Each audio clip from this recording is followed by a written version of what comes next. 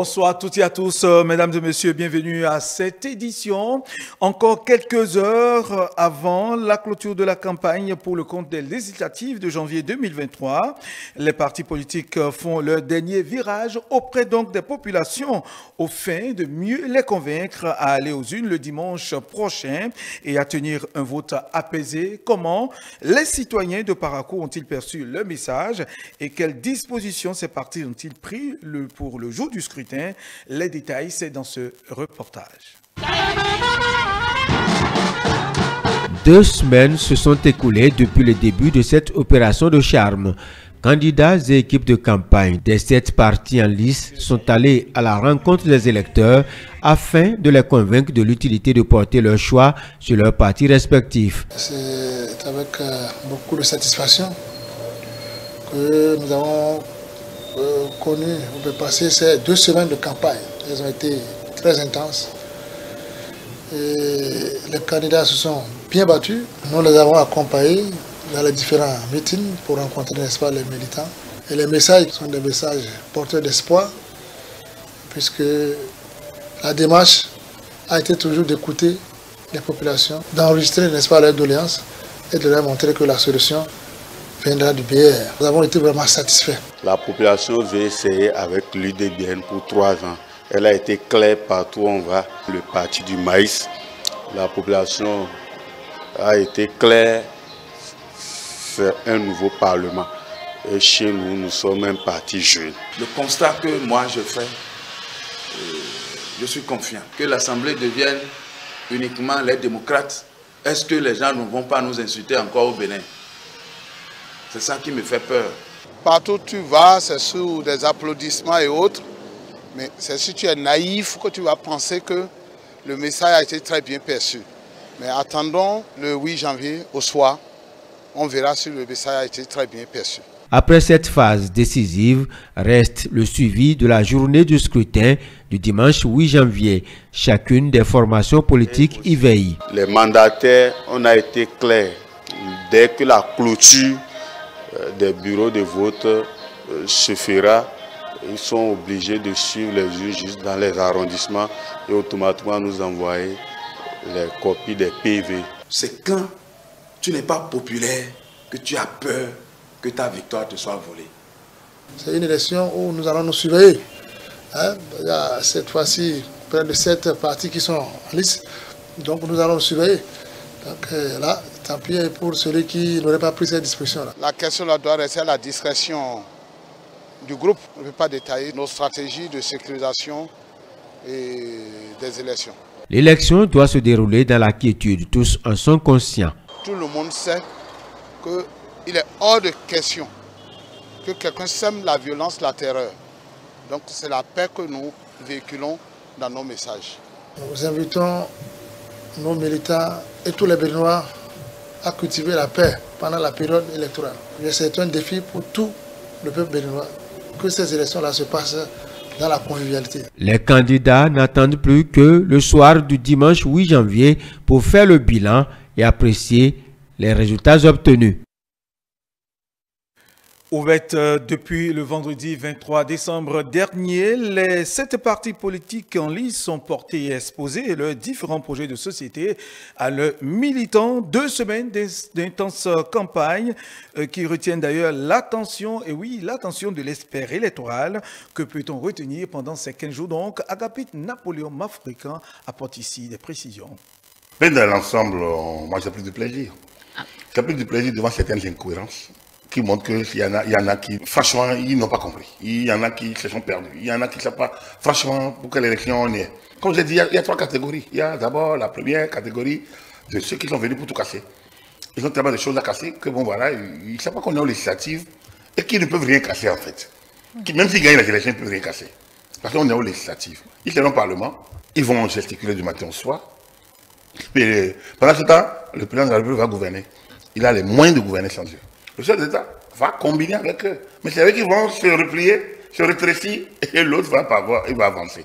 En 2019, le chef d'État a déjà combiné, a déjà demandé, a déjà dit que lui ne voyait pas que c'est le seul parti qui le soutienne, qui aille aux élections. Mais malgré ça, les gens se sont rétrécis. Ils ont rétréci, replié. Ils ont signé, ils ont rejeté leur signature. Et bon, voilà, on s'est retrouvé dans l'impasse. Et disons, les gens empêchés d'aller aux élections. Ouais, cette sorte de victimisation qui a fini par fatiguer le peuple. Le peuple était allé aux élections, le vrai peuple était aux élections législatives de 2019. Le vrai peuple était aux élections communales de 2020. Ce qui n'existe pas légalement n'existe pas. Donc ça reste dans les interprétations de chacun. Chacun en fait ce qu'il veut. Il serait intéressant qu'il y ait une ruée de l'électeur vers les urnes. Mais malgré les 7 candidats, on n'aura pas 70%. Si on dépasse les 50%, c'est déjà bien. Donc on est toujours dans un tempo qui est presque le même. Après de moi, les gens boycottent, les gens demandent aux gens de ne pas sortir. Après de moi, les gens menacent. Après de moi, où il y a beaucoup de situations conflictuelles, ne demandez pas à certains d'aller me mettre leur poitrine, d'aller exposer leur poitrine. Donc, on peut comprendre. Bref, ce que je dis, c'est que cette campagne a eu le mérite de laisser tout le monde dire ce qu'ils ont envie de dire. Mais on a écouté des choses, on dit, mais attends. On ne peut pas écouter ça aujourd'hui. J'ai entendu le MPL railler la politique gouvernementale, mais n'a rien proposé. J'ai entendu même MPL dire, le gars, mon ami Anicet Tidjo, mon jeune confrère, qui dit, bon voilà, nous allons faire en sorte que, bon voilà, on puisse destituer les députés. Voter, instaurer la motion de censure.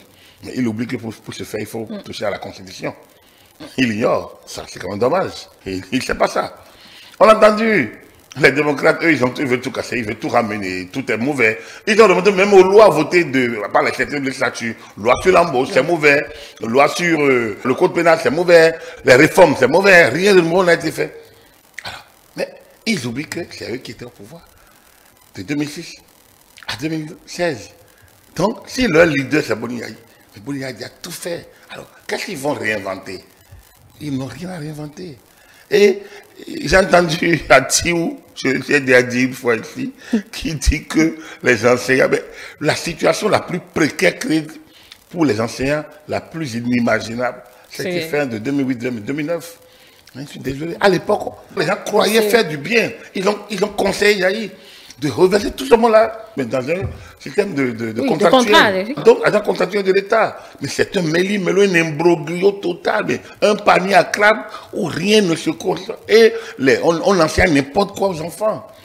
Mais ceux-là viennent maintenant dire qu'ils veulent changer, ils parlent de l'enseignant. Avec ils oublient que c'est eux qui ont ouvert la bataille pendant, totalement ouvert, que c'était confus. Alors, celui qui était aux affaires, qui n'a pu rien vous faire, dit maintenant que c'est lui qui est porteur du salut. Mais quand même. Que pendant que tu es aux affaires, tu n'as pas pu faire. Et qu'est-ce qu'il va faire maintenant? Donc, les démocrates ont été aux affaires. Comme l'FCBE d'ailleurs. C'est le prolongement. Hein, en fait, il se serpent qui se boit la queue. Il se rejette l'opposition molle, opposition timide, opposition radicale. C'est la même. C'est du même au même. FCBE, démocrate, MPL, c'est dans le même sac. Pour moi, ils concourent au même désordre. Ils ont permis au moins de montrer que la campagne est inclusive. J'espère que dimanche, le peuple leur montrera que la rhétorique de campagne n'a pas été à la hauteur des attentes et qu'ils ne peuvent pas faire mieux que ceux qui sont là. Ne feront pas mieux non plus que ceux qui sont là, c'est Moël et UDBN. Il faut qu'on aille. Moël et UDBN, quand vous regardez le champ, Moël et UDBN, vous vous rendez compte qu'il n'y a pas grand-chose non plus. Ils sont des partis qui concourent à l'action du gouvernement, c'est vrai. Il y a de bonnes propositions, c'est vrai. Par-ci ou par-là. J'ai découvert de personnalités vraiment bien au niveau de ces partis. Ou parfois, ils reviennent, vous voyez. Mais leur mal-être vient du fait qu'ils promeuvent la même chose que les deux autres partis, UP et le BL, qui sont des partis de gouvernement. C'est là le problème. C'est-à-dire qu'ils viennent dans un monde où les autres sont regroupés. Eux disent, nous, on veut se particulariser. Mais vous allez seul dans un monde où les autres sont plus nombreux, plus forts. Et vous promouvez vous faites la promotion des mêmes choses qu'eux, avec de petites variantes. Et vous soutenez la même personnalité qu'est le chef de l'État. Donc vous n'apportez pas, il n'y a pas de plus-value. Votez pour Moël aujourd'hui, si on revient à quoi? Donc, et Moël, et UDBN, pas grand-chose à apporter non plus dans ces élections-là. Si ce n'est autre chose que leur particularité. Le président de la Cour constitutionnelle, Razak Moula Issifou, a reçu en audience ce vendredi 6 janvier 2023 le représentant de la CEDEAO et auprès du Bénin, le vice-président du Haut Conseil des Béninois de l'extérieur, au centre de leurs échanges, les législatives de dimanche prochain. Nous vous invitons ici à suivre un extrait de la déclaration des deux personnalités à leur sortie d'audience. Nous sommes venus rendre une visite de courtoisie, mais aussi voir un peu quel est le rôle de la Cour constitutionnelle dans l'organisation des élections. Il y a, dans une élection, il y a la préparation, la tenue et bien sûr la proclamation des résultats. Et donc, à chacune de ces étapes, la Cour constitutionnelle a un rôle à jouer. Donc, chef de la mission de la CEDEAO, donc au nom du président de la commission, est venu pour s'enquérir de ce rôle-là. Nous avons été vraiment édifiés sur ce rôle par le président de la Cour constitutionnelle qui nous a un peu parlé de beaucoup d'aspects, et notamment de la façon dont la Cour constitutionnelle va essayer aussi d'observer les élections comme nous. Le Haut Conseil des Béninois de l'extérieur est une institution installée depuis 25 ans pour coordonner l'action des Béninois qui, pour des raisons volontaires ou involontaires, ont pu aller vivre à l'étranger et qui pensent encore au pays où ils sont nés. 25 ans, nous avons décidé d'organiser cet anniversaire en organisant une quinzaine de la diaspora qui s'est tenue du 14 décembre au 30 décembre. Et comme la période correspond exactement à la période des élections législatives qui sont des élections, je dirais, capitales pour notre démocratie, il était important que la diaspora vienne encourager les institutions de l'État qui sont en charge de ces élections et en même temps donne de la voix pour demander à tous les Béninois, à tout un chacun, de se lever et d'aller exprimer son choix dans les urnes.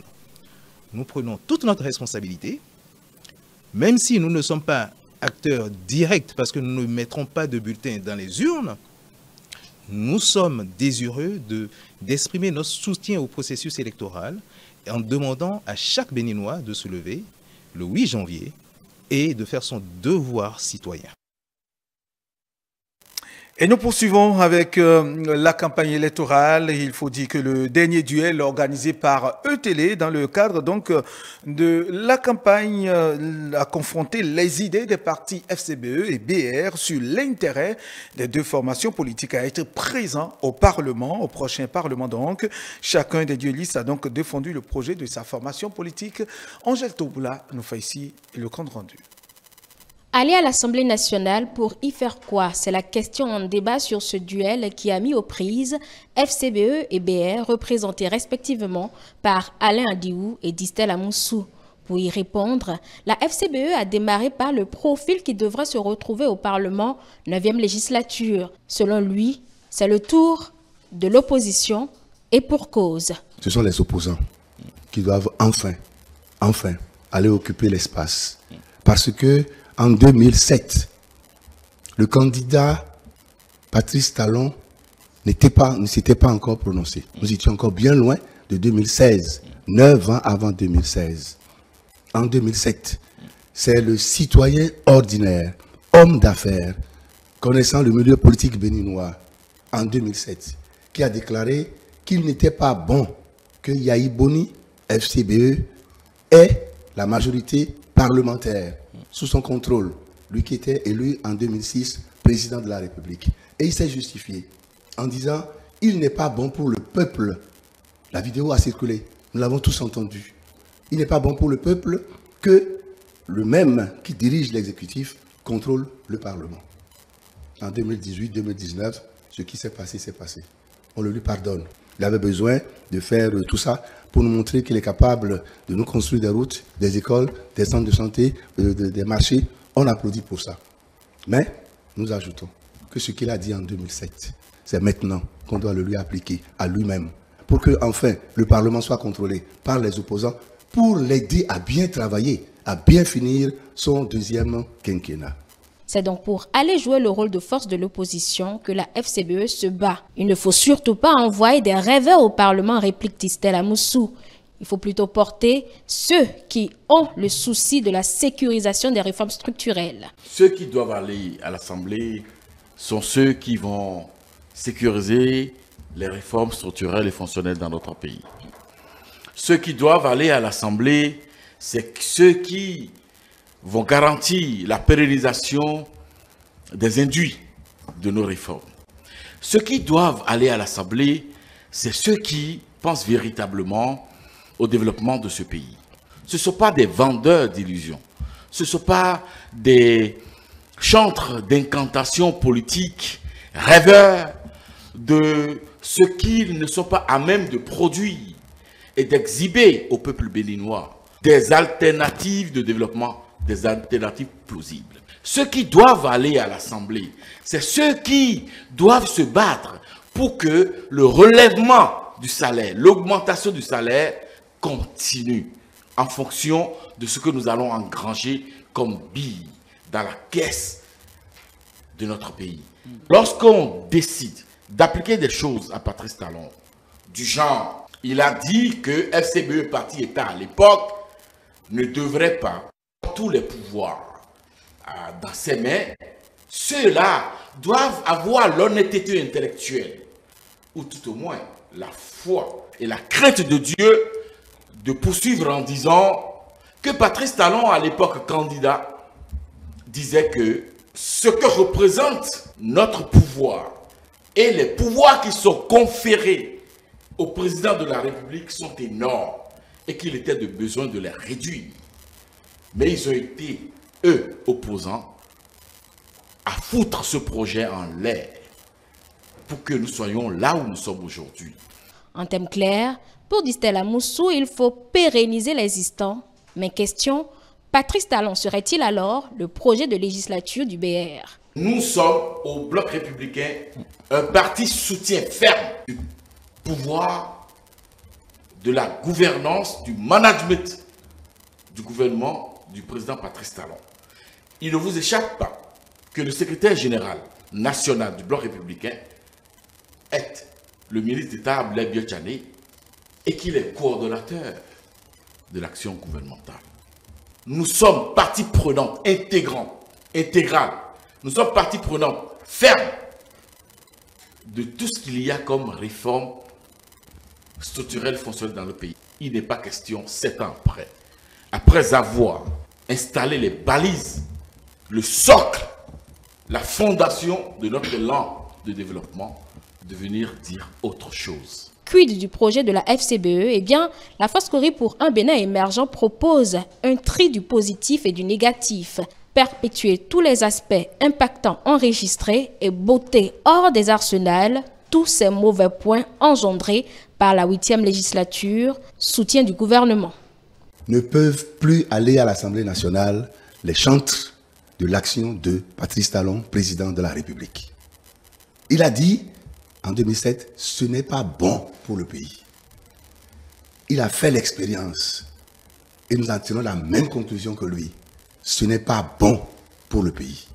Nous allons sauver avec lui à l'Assemblée nationale, 9e législature, nous, FCBE, nous allons sauver avec lui tous les acquis positifs.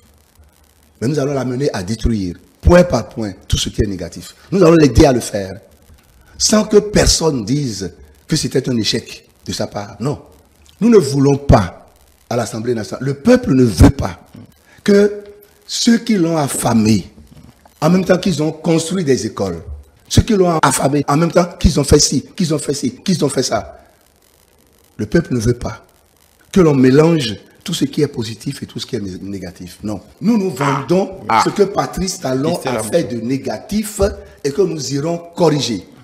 Les lois discriminatoires, les lois de faveur. La FCBE veut donc relire une fois au Parlement toutes les lois qu'elle estime mauvaises et mettre à jour celles vétustes. Le Bloc républicain, de son côté, veut plutôt sécuriser tous les acquis et contribuer au développement amorcé par le Bénin depuis quelques années. Parlons à présent de Mouel Bénin de Jacques Ayadi qui était ce jeudi 5 janvier 2023 aux côtés de ses militants de la 16e circonscription électorale. Un seul mot d'ordre, rappeler les offres politiques du dit parti et remobiliser la troupe pour dimanche prochain. Nous vous invitons ici à suivre un extrait de quelques responsables du dit parti. Nous voulons leur dire, il est temps que les choses vous quittent quand vous ne voulez pas quitter les choses. Nous voulons vous demander de nous aider à balayer et à caser ces vieux renards.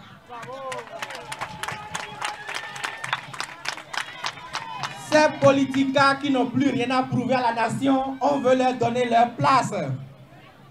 Et c'est ça que je suis venu vous demander. Permettez à Mouel Bénin de faire chaos le dimanche prochain. Est-ce que vous le promettez?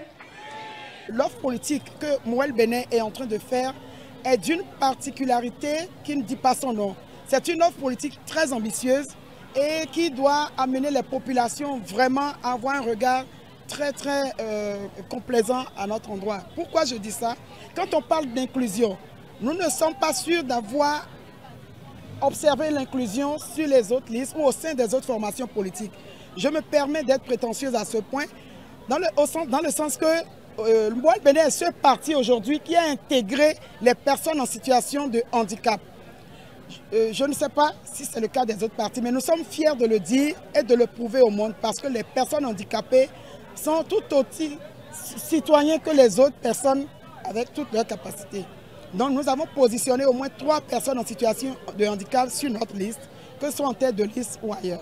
Pour nous, toutes les couches sociales appartiennent au pays, appartiennent au Bénin. Donc ont leur mot à dire, ont le droit d'être le porte-parole de la nation.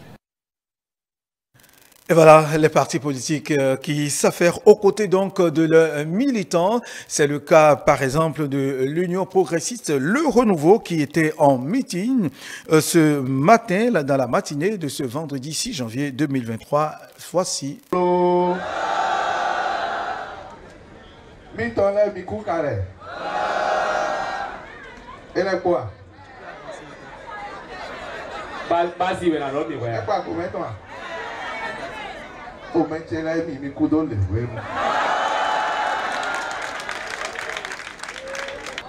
Azawe ke nye pome. Wou pacifier mi le rofi dinyo. Mede ma sonya runku mendo we goton o. Do tadi yo. Nyon le ovi mi tomba va do mi manya runku mendo papa o. Ni lo nu kiko me. Samedi zameton. Ni bovo. Beto yin mi don. Ehe na wanda be ehe na wanubo. Vla fo yin no wa gbo de tin. Campagne wonu bolo ko mesin don media mo me ma confiance ni jodo. Mi gbe mi bi o mi na gbe a. Mi gbe to an. Donc ko mesin no ha no to an mo ta fo media ji. En vla fo. De o de avant campagne, abi de de campagne wonu. Mi ma kondo ene wo mi jodo. Donc yen ko mi bon file bi o mondo. E me tonele o. Et quand il m'a oué à moi, il rien, il n'a pas nous. Pour nous, il va, mais il n'y a pas de logique à penser que c'est parce qu'on est opposant qu'on est bon et que lorsqu'on est mouvancier, on est mauvais. Ça n'a pas de sens.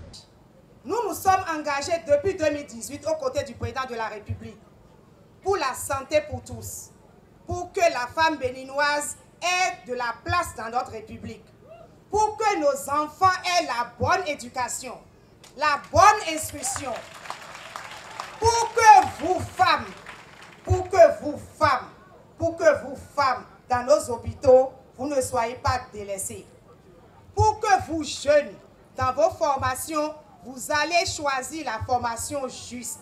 Vous avez encore la journée d'aujourd'hui, chers camarades, pour aller vers les indécis, pour aller surtout vers nos jeunes qui viennent d'avoir 18 ans, et qui iront pour la première fois au vote. Dites-leur de notre part que ce que nous entreprenons aujourd'hui, que c'est pour eux. Et qu'ils puissent faire attention pour aller faire leur vote. Il faut qu'ils votent utile, qu'ils ne votent pas en tenant compte des histoires qu'ils ont eu à lire, des messages par-ci, ou même de quelques mouvements de prise de bain qu'ils ont constatés dans le pays. L'acte que nous allons accomplir le 8 janvier 2023 est un acte de confiance. Nous allons répondre en fait à la question de savoir, parmi les 7 partis politiques, dans quel parti politique nous plaçons notre vie pour les 3 années à venir à l'Assemblée nationale. Dans quel parti politique nous pouvons confier nos enfants pour l'école, pour la formation professionnelle, pour la santé. Dans quel parti politique nous pouvons confier les femmes, nos sœurs, pour les marchés, pour la santé, pour les routes? Dans quel parti politique nous pouvons confier les hommes, des plus jeunes aux plus âgés? L'unité nationale, c'est ça, la vérité. Et la tienne de propos mitolé. Et la tienne de propos mitolé. Voilà, et nous sortons donc du cadre des législatives pour faire un tour en Chine. Le président philippin Ferdinand Marcos Jr. effectue donc une visite officielle à l'invitation de Xi Jinping. Les deux chefs d'État se sont retrouvés en personne et ont discuté de la coopération bilatérale. Voici le reportage de nos confrères de la CCTV+. De multiples accords ont été signés entre la Chine et les Philippines dans le cadre de l'initiative Ceinture et Route dans des secteurs tels que l'agriculture, les infrastructures, la finance, le commerce électronique et le tourisme. En accueillant le président philippin Ferdinand Marcos Jr. à Beijing, le président chinois Xi Jinping a déclaré qu'il existait encore un immense potentiel de coopération entre les deux pays. Le président Xi a déclaré que la Chine avait la volonté de travailler sur les différends maritimes par le biais de consultations amicales avec les Philippines, de reprendre les négociations concernant le développement du pétrole et du gaz dans des zones non disputées et de mettre en place une coopération concernant les énergies renouvelables. La Chine continuera également d'importer davantage de produits agricoles et de la pêche de haute qualité en provenance des Philippines et dans le même temps à soutenir les investissements chinois dans le pays. Le président chinois a également parlé de son appréciation de l'ancien président Marcos, père de l'actuel président, qui a aidé à initier les relations bilatérales il y a 48 ans. Le président Marcos Jr., qui effectuait sa première visite bilatérale dans un pays non membre de l'ASEAN, a déclaré que les Philippines accordaient une grande valeur à leur lien avec la Chine. Parlant au président chinois, Marcos a déclaré que la Chine était le plus grand partenaire des Philippines et que rien ne pouvait empêcher cette amitié ni le développement entre la Chine et les Philippines. Il a également fait part de son appréciation de l'aide offerte par la Chine durant la pandémie de Covid-19.